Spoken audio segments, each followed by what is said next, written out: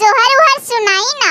अच्छा त सोहर सुनबू सोहर। अच्छा ठीक बा ए छोटको सुनावत तनी सुना। कौने माँ से बाबी बहा कैलन कौने माँ से गाबना कैलन हो। कौने माँ से बाबी बहा कैलन कौने माँ से गाबना कैलन हो। ललन रे कौने माँ से रह ले गरबिया से पिया मोर विदेश गैलन हो।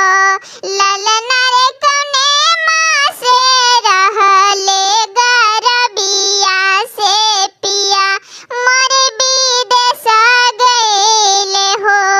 आघन माँ से बाबी बहा कैले फागुन माँ से गाबन माँ कैले हो। आघन माँ से बाबी बहा कैले फागुन माँ से गाबन माँ कैले हो।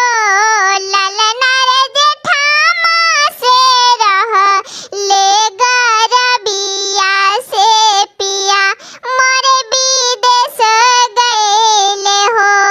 ललन रे जेठा माँ से रह ले गरबिया से पिया मोर विदेश गैले हो।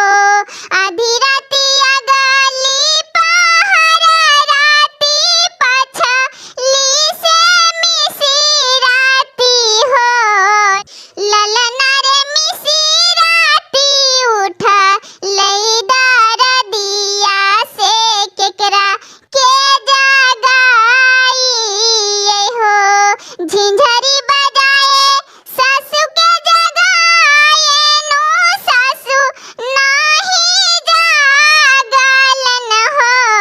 ललन रे मिसी भागी उठ ले दरदिया से केकरा के जगाई हो। ललन रे मिसी भागी उठ ले दरदिया से केकरा के जगाई हो। एड़िया धमसी गोतिन के जगाए नो गोतिन नाही जागलन हो। एड़िया धमसी गोतिन के जगाए नो गोतिन नाही जागलन हो।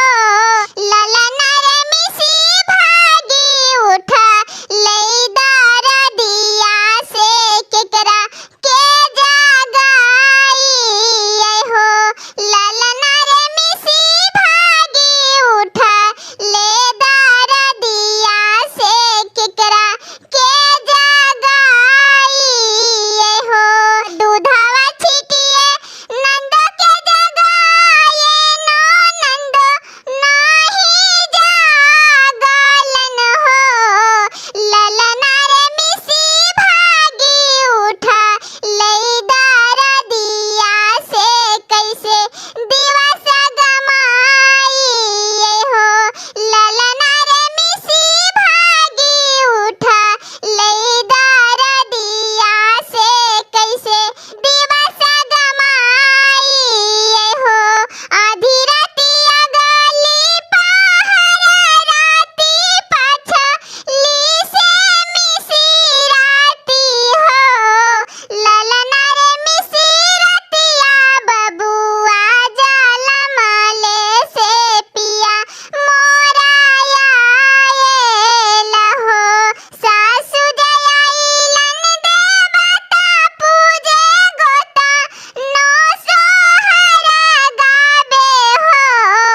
ललन रे ननद आइलन बाधवा लेबे बबू जलमले हो।